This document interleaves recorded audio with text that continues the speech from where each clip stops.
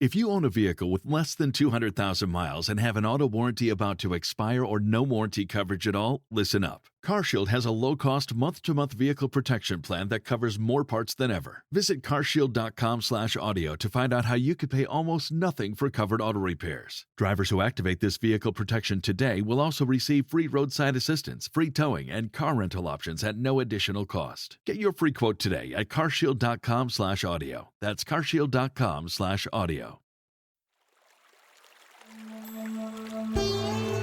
Hi everyone, I'm Deb Flashenberg. Welcome to Yoga, Birth, Babies, a podcast produced by Prenatal Yoga Center. We will be diving into everything prenatal yoga, birth, and baby related, hoping to inspire, educate, and empower you through your journey into motherhood. Thank you for listening. Hi, I'm Deb Flashenberg, and I'm your host of Yoga Birth Babies. And today we're talking about gut health to help you understand nutrition and how your body works during pregnancy and postpartum. So if you know anything about gut health, you may know about the microbiomes and how that's passed on to your baby and how what you eat and your gut health affects your body during pregnancy and birth.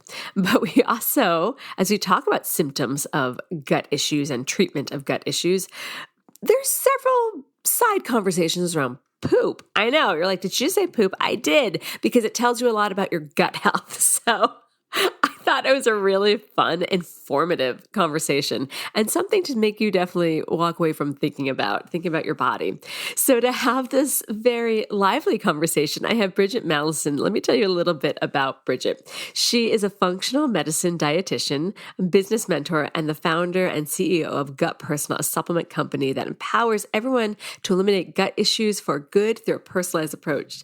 After healing a lifelong struggle with her gut, Bridgitte has spent a decade studying functional medicine and nutrition as a registered functional dietitian. It's a really fun conversation. I think you're going to get a lot.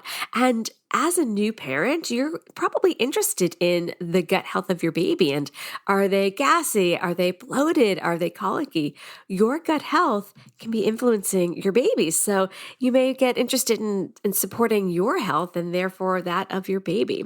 I'm really excited for you to hear this. Now, before we get to my conversation with Bridgitte, I always love to give just some updates about Prenatal Yoga Center. So as you are listening to this podcast, we have completed the 2023-2024 school year, aka How I Think of Everything, our teacher training. We did 3 online prenatal yoga teacher trainings and 1 in person in New York City. It was absolutely amazing. And then I'm getting ready for our once a year online postnatal teacher training. So if you want to take a very in-depth, fun, challenging training so that you are able to support the perinatal community, check out all of that on our website, prenatalyogacenter.com. We are also full force with still 7 days a week of our online classes and then 6 days a week of our in-studio classes. And as you know, I mention it all the time, we've got an amazing in-depth on-demand library because I know my schedule doesn't always fit your schedule. So I want you to still have access to everything we offer. So check out our on-demand library. And then lastly, and what I'm so impressed is you guys really are taking me seriously about this. I want to hear if you have topics that I haven't covered, or maybe somebody you think would be a great fit for the podcast, send them my way. They can fill out an application for the podcast on our website, prenatalyogacenter.com. Go to the podcast page and there's an application there. And if you have a topic you want me to know, just email me, deb@prenatalyogacenter.com, because I love to learn and I love hearing what you want to learn. So I'll take it as my challenge to find somebody that would fit that topic and then we can have an in-depth conversation. Now I have something to ask of you. When you have a moment, and maybe that moment is now, will you please leave a rating and review of the podcast? It helps people find us, and that's what we want to do. We want to just keep building our community. All right, that is enough of me. Let's take a super quick break, and when we come back, let's talk with Bridgitte about gut health. Turn holiday travel from stressful to rewarding. Rakuten helps you save big on travel. They give you cash back when you book with sites like Expedia, Best Western, and Hertz. Even better, you can stack cash back on top of other rewards, like airline miles, credit card points, and hotel loyalty programs. Rakuten partners with over 3,700 stores, including Away Luggage, Ray-Ban, and Macy's, so you can be prepared with all the travel essentials and, of course, cute fits for your trip. Keep the rewards going with cash back on holiday gifts for friends and family. With Rakuten, you'll never miss out on savings at your favorite stores. The stores pay Rakuten for sending them shoppers, and Rakuten shares the money with you as cash back. Join for free and start your shopping at Rakuten.com or use the Rakuten app. That's Rakuten. Hi, Bridgitte. How are you? Oh, I'm so good. How are you doing? I'm doing really well. I'm really excited for our topic. I don't know a ton. Well, I know a bit about nutrition, so I'm not nearly a nutritionist, but I love this kind of conversation. I love talking nutrition. I love talking gut health. I'm so excited to pick your brain. So I'm excited to get my hands on a dietitian and see where we go. So I guess before we do that, I'd love to learn a little bit about you and what led you to being a dietitian. Yeah. So I'm so excited for this conversation too. I think I should let everyone know that you were a savior during pregnancy for Oh, me with your yoga classes. thank you. Yes. I was in high school. I was an athlete. I was a cheerleader, and this brought me to being a dietitian. So I think it's important to say I was injured, and I always took really great care of my body. But now that I couldn't exercise with having multiple concussions throughout high school, I started learning about nutrition and, went to science research days and like got really nitty gritty in trying to understand nutrition at a pretty young age in high school. When honestly, this is back in the early 2000s where, nutrition wasn't as, talked about as it is now. And I learned that one of my family friends was actually going to school to be a dietitian. And I was like, oh my God, that's a career? Like it was like my, you know, eyes wide open, so excited that I could do this for a living. That's fascinating. Yes. Where were you thinking in your mind, kind of like the path after high school before you're like dietitian? Because that's so specific at kind of a young age. Honestly, it was. And I always also wanted to be an entrepreneur. And so I thought I'd always work for myself. And then as I became a dietitian, I had a lot of professors and mentors who say, no, you need to work in a hospital first. And I knew I didn't want to do that. I knew I wanted to help people in a bigger way. But it was interesting just how my career evolved and how it continually evolves. Uh-huh. To, my own health struggles with being an undergrad. And then I went to graduate school. I came out to the East Coast in Boston, and how what I thought I would do and what I was learning in school was then kind of shifted with my own health struggles. I had a lot of gut issues. I had migraines, thyroid issues. Yet, like I said, I lived a really healthy life. I used food as medicine, but I still was not getting answers from doctors. And I knew like if I couldn't heal my own body, and even though I was, eating the healthiest, treating my body really well, I had this limiting belief, like, how can I help my clients? How can I help my patients if I don't even feel good? So as my career went on, as I was in graduate school, that shifted into finding functional medicine and learning more about gut health and actually healing my own gut, healing my thyroid issues, weight gain, skin issues, ADHD, like healed my entire body with gut health, which I think is really important to start the conversation with, because I think when we think of gut health, we just think of gut symptoms, but it's so much more than that. And that really like exploded my passion for helping people because I healed my own self through healing my gut. I guess so we need to define what gut health is, because I, I think the two things, and this is probably very broad and maybe even quite ignorant of me. I think gut health, I think microbiomes, and the other thing my brain thinks of is probiotics. And I know there's so much more to it than that. So I guess let's start with defining gut health. Well, you are so right on the first one. Your gut health is your microbiome. And your gut health influences how you feel. And on a broader scope, it really is the center of all health. So your microbiome, your good and your bad bacteria in your gut, that's called your microbiome. And so that influences not only if you have gut issues or don't. And when I'm saying gut issues, I think of constipation, diarrhea, bloating, acid reflux, those types of symptoms. So we can think of those gut issues as the microbiome being out of balance, but there are other symptoms that we might have where we know the microbiome is out of balance, specifically hormonal issues, brain fog, migraines or headaches, ADHD, autoimmune issues.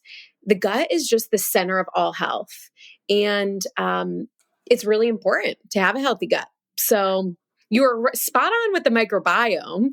And then where probiotics, prebiotics come in is they influence the microbiome. And we can get into more of that. But I think you're pretty spot on there. Oh, I'm very happy with myself. All right. So considering most of the listeners, well, not most, but a good amount are probably pregnant.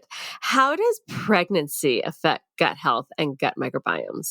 Yeah. So it's interesting. I always think about symptoms, right? Like what people experience in their bodies. So some people, when they get pregnant, their gut issues seem to go away. Where they're like, oh my gosh, I'm not constipated anymore. Actually, probably people get more constipated. Yeah, I actually think they get more constipated. Yeah, that's a bad example. But for some people, they'll say, oh, my bloating went away when I got pregnant, or my diarrhea went away, or something like that. Whereas for most women, we experience more gut issues while we're pregnant. Specifically constipation, like we were saying, and especially at the end, heartburn and acid reflux, which is both physical, in terms of the baby's taking up more space and everything. You're much more of an expert on that. But what pregnancy can sometimes show us is a gut imbalance that was there that's made worse by hormonal shifts with the baby. And also the baby, really influencing the microbiome of the mother in terms of it takes a lot of, our microbiome. And growing a baby is a stress on the body. While it's a really good stress, when the body is stressed out, it affects the microbiome. That makes sense. So how does gut health impact the development of the fetus? I'm assuming it must. Yeah. If one of the things the gut does is it digests and absorbs nutrients. And so if we have a little bit of gut issues and then we get pregnant, even if we're taking a prenatal vitamin, we might not be digesting and absorbing nutrients from our food well enough.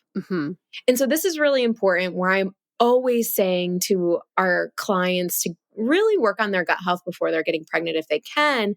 And then, of course, there are ways that you can work on your gut health while you're pregnant and postpartum. But you want to be digesting and absorbing your food properly. Some signs that you're not digesting and absorbing properly would be bloating, your poop actually floating. That's, so next time you go to the bathroom, turn around, look if it's floating. It's actually not supposed to be floating. If it is. Why does it float? I actually, not that I'm sharing a lot, my poop does not float. And so I'm glad now. But why would it float? Doesn't it have weight to it so that it goes down? Well, yes. If there's too much fat, I know, this is so funny. I mean, honestly, ever since having kids, there's such a conversation oh my God. around poop. Yes. And I'm sure having a boy, right? I don't even know that side of things yet, but it floats if there's too much fat, undigested fat. Oh, wow. Yeah. That's so interesting. Yeah. So as a dietitian, we call that fat malabsorption. But basically, it just means you're not breaking down fat well enough, which is really important in a developing fetus because if you're not absorbing fat, you're not absorbing fat soluble nutrients like vitamins A, D, E, and K. So these are really important in bone development, in brain development, in hormonal shifts, in mood of the mom. So I always really try to get women working on their gut pre-pregnancy, but there's a lot you can do while you're pregnant and postpartum as well. So when you were saying floating poop, I'm like, is it airy? How does it float? Okay. But Yeah. then it's funny that you're talking about this again. This conversation's taken quite a turn. So Yeah. when I went to India and I studied Ayurvedic there, that was something they talked a lot about one's poop for your body's health. But what about if you're thinking about once your baby's born and how your baby is metabolizing and everything and it's getting either from formula or from breast milk, they're pooping into a diaper. So how do you know how their poop's doing? How the baby's poop is doing? Yeah. Oh my gosh. Well, this is a funny conversation because I'm a first time mom. My daughter is 7 months. So I'm going through it. Like we just added solids in and I'm like, why is it so stinky and thick? But one thing that I've really noticed, I'm going to use my own experience here. Okay. It's not only with her poop, but she doesn't spit up or throw up or have colic, like none of these very, very common issues that babies have. And a huge reason is because I worked on my microbiome. Because whether we have a vaginal birth or a C-section, most specifically a vaginal birth, if we have a vaginal birth, we give our infant our microbiome, whether it's good or bad. And so that really influences their microbiome. And I've seen a lot of positive shifts in my daughter's microbiome because of my great gut health. And, I've worked on it for 8 years to get to this point. But it shows how she shows me she has a great microbiome is from her lack of like upper digestive symptoms.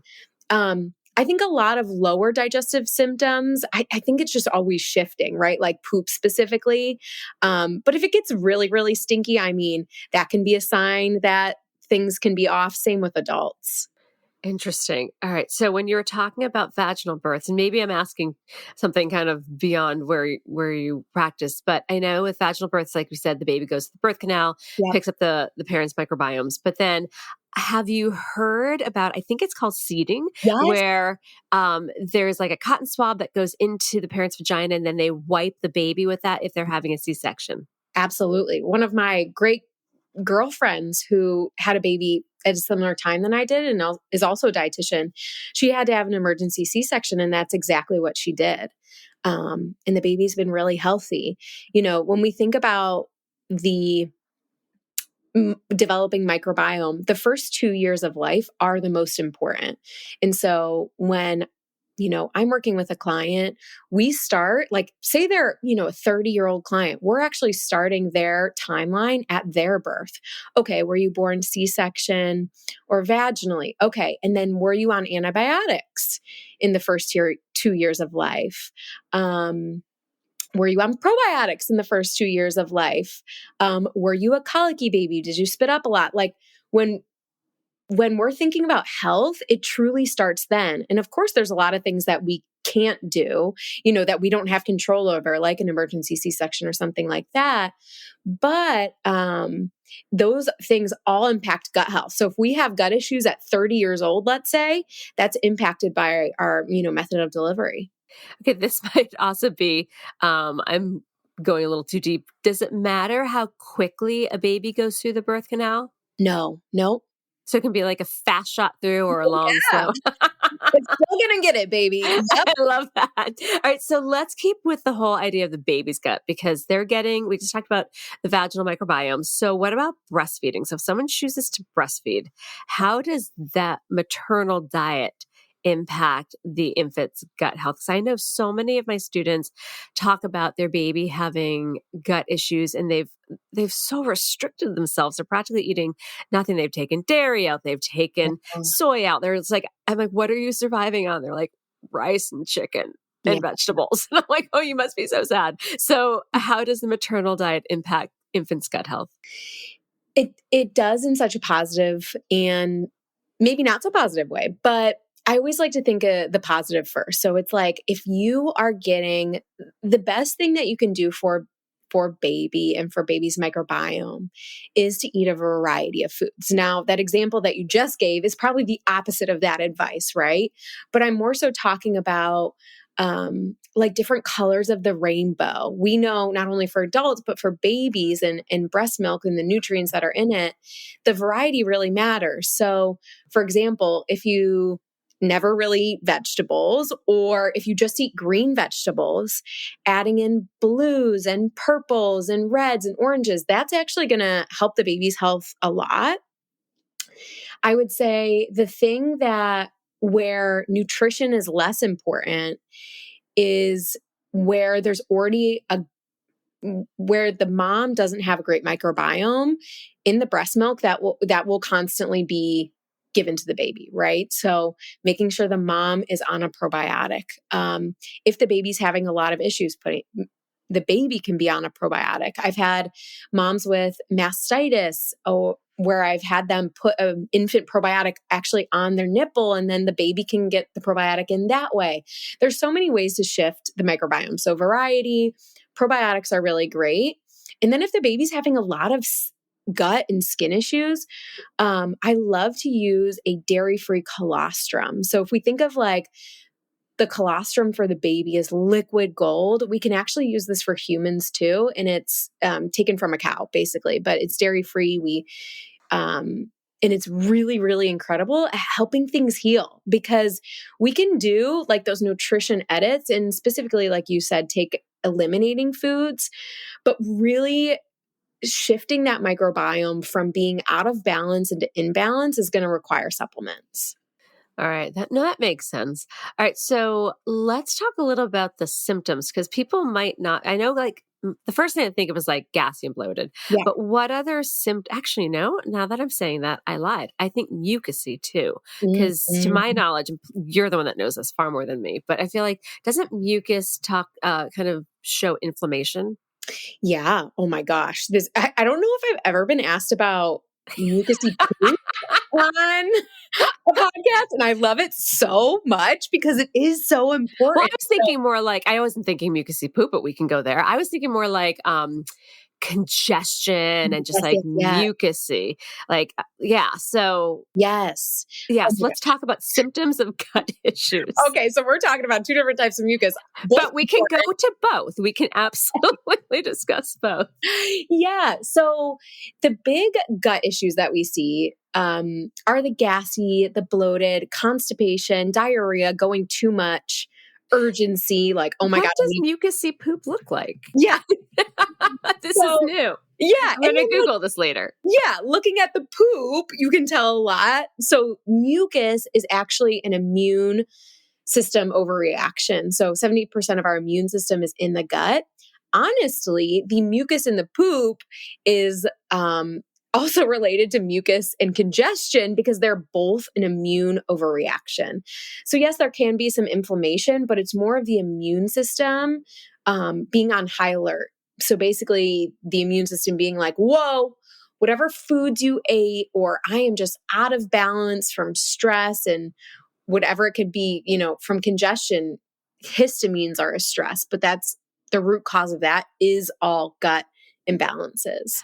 Wait, histamines are? So like my allergies that I get in the spring, that's from my gut? Yes, you betcha. So 70% of, like I said, of the immune system is in the gut. When we have an out of balance gut, our immune system is more overreactive to foods, to environmental allergens. So, what I would say is most people are taking antihistamines, which actually don't help the body to reduce histamines in the body. So we use a product called the Rescue, which is quercetin and vitamin C and NAC. All of these nutrients in a supplement form help reduce histamines instead of blocking histamines. And then simultaneously working on the gut. Oh, wow. Okay. So as we get into spring right now, my eyes are going to soon be very itchy. Yeah. I need to not necessarily go for the Claritin. I'll have to rethink this. All right. Yes. Let's talk about how to treat these issues. We're going to take a quick break. And when we come back, we've now identified all sorts of symptoms. Now we're going to head into how to treat them. We'll be right back. This podcast is sponsored by Skylight Calendar. Let's be real. Running a household can be exhausting and chaotic. And finding the perfect Mother's Day gift, it's not exactly a no-brainer. Until now. The Skylight Calendar is the best way to organize the family and give everyone, especially mom, some peace of mind to enjoy the things that matter most. The Skylight Calendar is a smart, touchscreen calendar that keeps track of and manages the chores, dinner planning, groceries, and to-dos for the whole family. The Skylight Calendar automatically syncs each family member's digital calendars and displays them all together on one color-coded touchscreen. It even doubles as a digital picture frame, so you can finally share all those special moments that are just sitting on your phone. As a limited-time offer for our listeners, get 15% off your purchase of a Skylight Calendar when you go to skylightcal.com/easy. That's SKYLIGHTCAL.com/easy. Get 15% off your Mother's Day purchase now at skylightcal.com/easy. Grand Canyon University makes earning your degree possible with over 130 academic programs for traditional campus students, with more than 80 bachelor's programs offered online. GCU provides you with the personal support you need, from complimentary unofficial transcript evaluations within 24 business hours to scholarships, academic support, and your GCU graduation team, led by your own university counselor. Find your purpose at GCU. Private, Christian, affordable. Visit gcu.edu. Okay, we're back. So we've got a lot of symptoms, some mucosier than others. I'm so laughing at this. And now we need to talk about how we treat gut issues. Yes. Oh, I love this so much. So I actually had someone actually reach out to me today in the DM. So this is so perfect. They were asking, I get so many gut issues when I eat vegetables, but maybe this is you listening to this who can resonate. I get so many gut issues when I eat X. So we think the treatment and how to fix our gut issues is to simply remove those foods, when that's not the case at all. When we have gut reactions or any systemic reactions to certain foods, it simply means the food is going into our imbalanced microbiome and causing a reaction. So the food is not the problem, the gut is the problem. And it's very difficult to shift the gut with simply just editing diet. And even as a dietitian, I am like, oh my God, I wish we could heal the gut through simply just food, but we can't. And actually, that's why I was very sick for about a decade, was because I was just trying to use food. So what we have to do to treat gut issues is get to the root cause. I'm using a broad, imbalanced microbiome, imbalanced gut, but there are so many things that can be out of balance in the gut. The bacteria can be out of balance. You can have parasites, yeast overgrowth. You might not be breaking down foods well. You might have maybe your immune system is overreactive, or maybe it's underreactive. So that's where we use gut testing a lot with our clients it's actually poop testing. Just like we would do with our dogs. If our dogs were sick, or even our kids, we would take their poop, bring it to the vet or the pediatrician, and we would say, what's going on in their gut? That's a lot of what we do to try and treat gut issues. And then, if someone's not wanting to invest in testing, we then use personalized supplements, and probiotics are not always the solution. That's actually why I started my company. Was I had so many people saying, I took a probiotic and I felt worse. So I developed this quiz to say, okay, these are the supplements you should take to heal your gut for what gut issues you have. So it starts healing the gut at different root causes, which can be really powerful as well.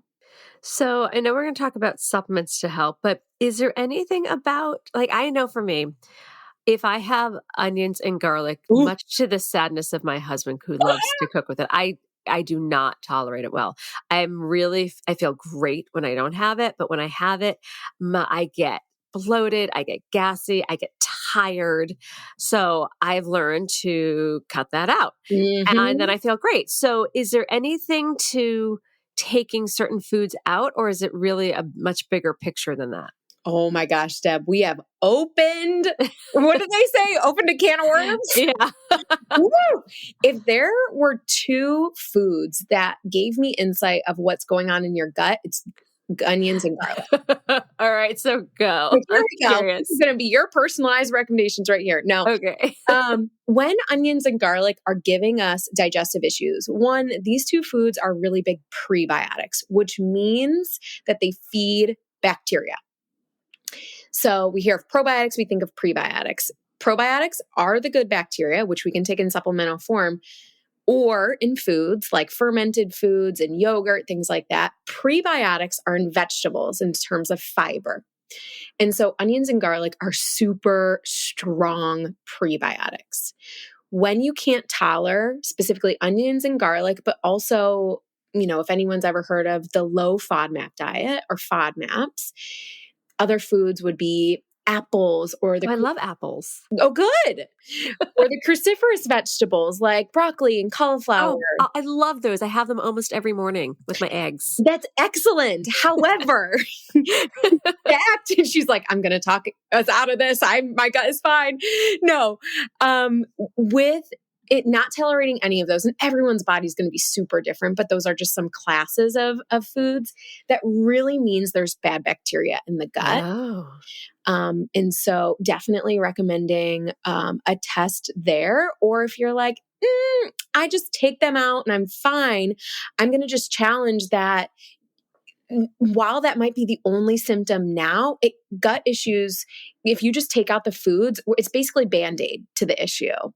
So taking a probiotic, specifically the booster, would help get rid of bad bacteria in the gut. Taking our dairy-free colostrum, that would bind to bad bacteria in the gut. Because just think about like a reaction to those foods as a headache. And taking the foods out is like taking ibuprofen.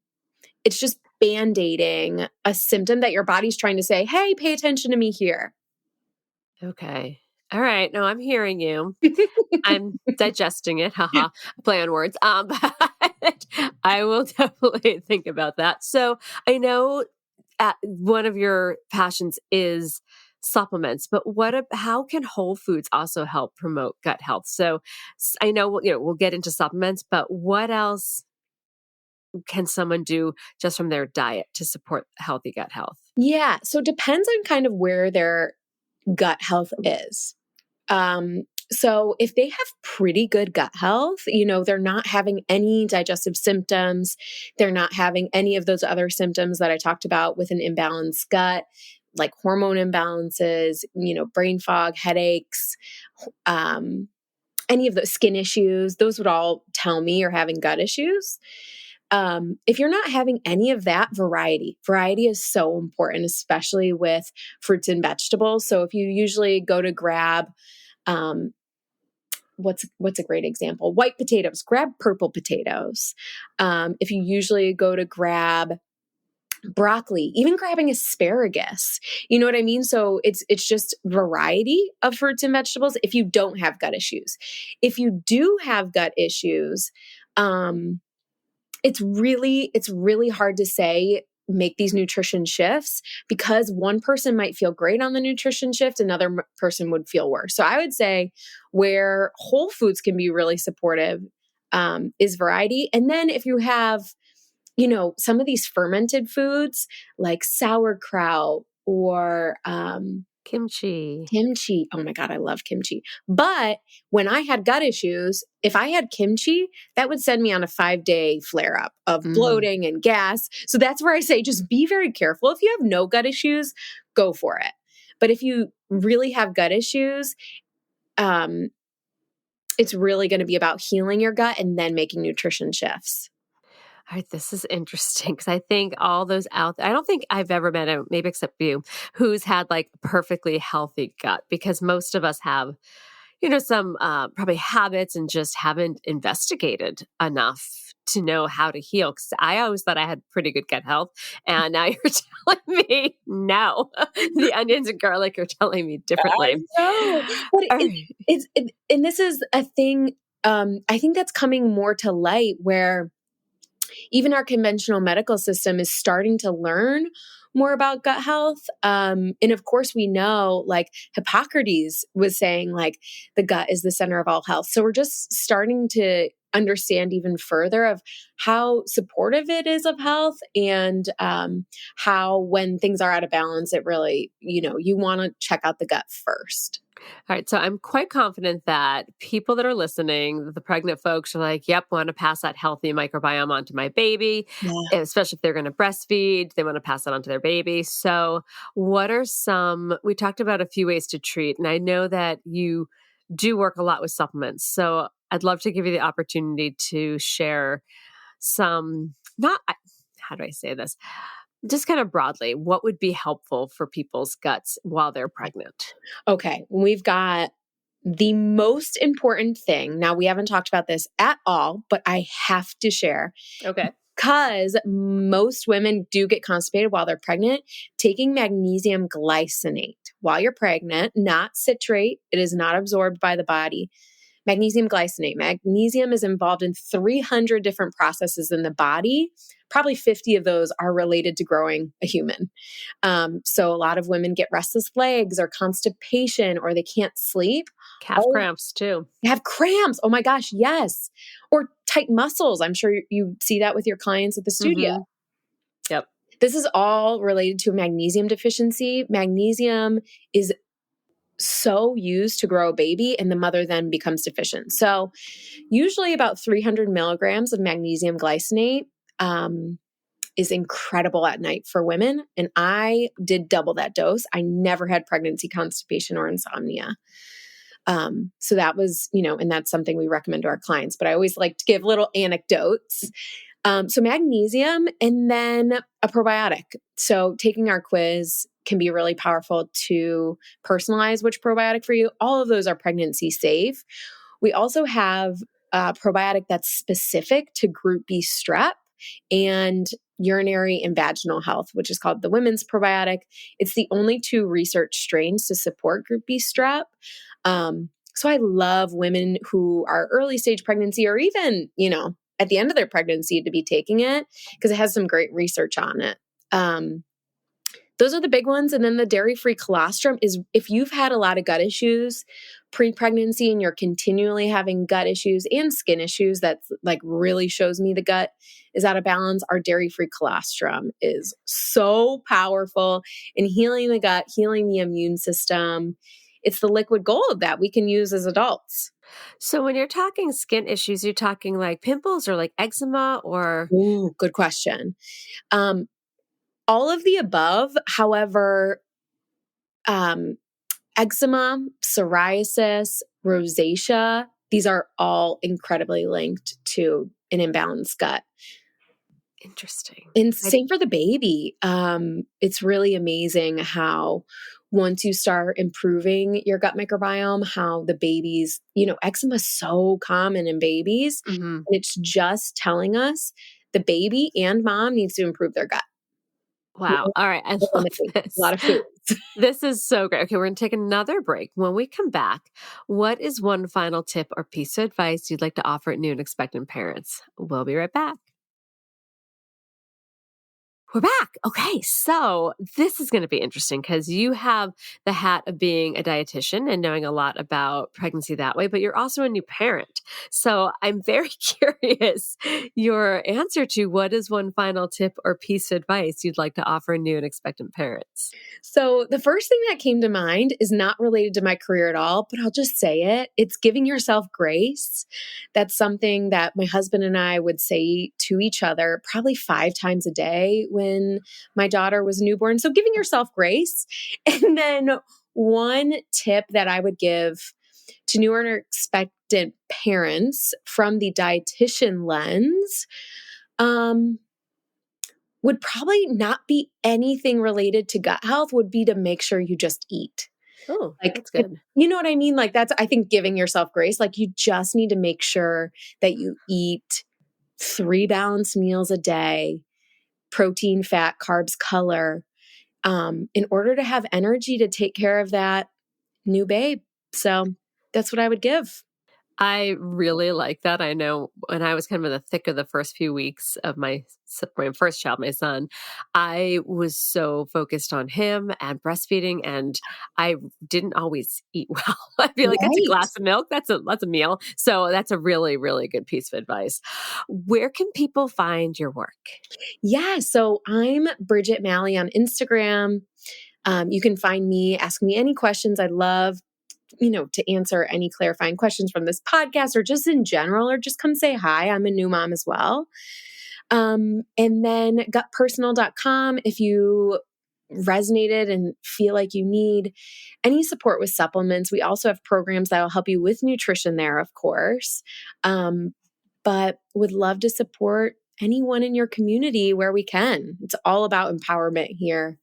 And I hope this message and all the information I shared was super empowering.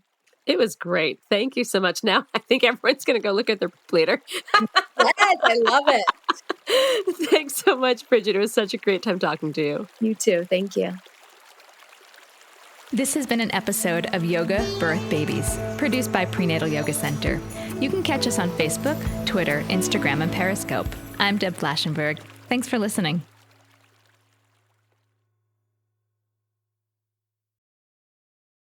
Lucky Land Casino, asking people, what's the weirdest place you've gotten lucky? Lucky? In line at the deli, I guess? Aha, in my dentist's office.